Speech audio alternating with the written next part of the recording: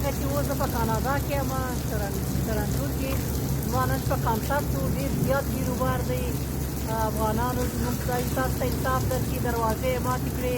قدرمن دوستانو د هیواد د وتلې سندرغاړي خاپیرۍ نغمې خبرې خو مو واورېدلې. اغلې خاپیرۍ په دغه خبرو کې ډېره خواشینه او خفه ښکاري او وایي چې د کاناډا هیواد په ټورنټو ښار کې مو د هیواد د خپلواکي د 140 کلیزې په مناسبت باندې کنسرت جوړ کړی و، خو له بده مرغه د راغلو افغانانو د خراب نظم له وجې نه دغه کنسرت لغوه شو او بالاخره پولیسو هم پکې مداخله وکړه. اصل کې ګناه د نغمې خاپیرۍ هم نه ده او نه هم د هغو ورغلو افغانانو چې بې نظمي کړې ده.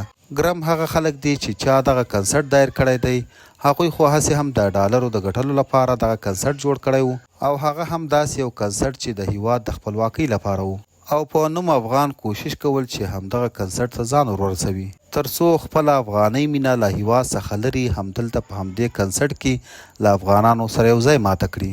نو هغو کسانو چې دغه کنسرت دایر کړی وی باید دوی د خپلو کسانو کیپیسټي کتلی وی. داسې خو کله هم نه کیږي چې یو کنسرت دې تا د 1500 کسانو لپاره نیولی وي او هغه کنسرت ته دې 1000 یا 1500 نفر راسي. طبعا خلک به ډېر راځي ځکه چې دوی یو دردېدلی او کړېدلی ولس دی، نو همیشه له الله څخه همداسې موقع غواړي او ځانونه وررسوي. ملګرو دا ډېر یو غټ کنسرت و، د هیواد د ازادۍ کنسرت و او هغه هم د هیواد د وتلې سندرغاړي خاپیرۍ نغمه وه. نو طبعا چې د خپلواکۍ کنسرت وي او خاپیرۍ نغمه پکې سندرغاړي وي نو ډېر افغانان به ورته راځي.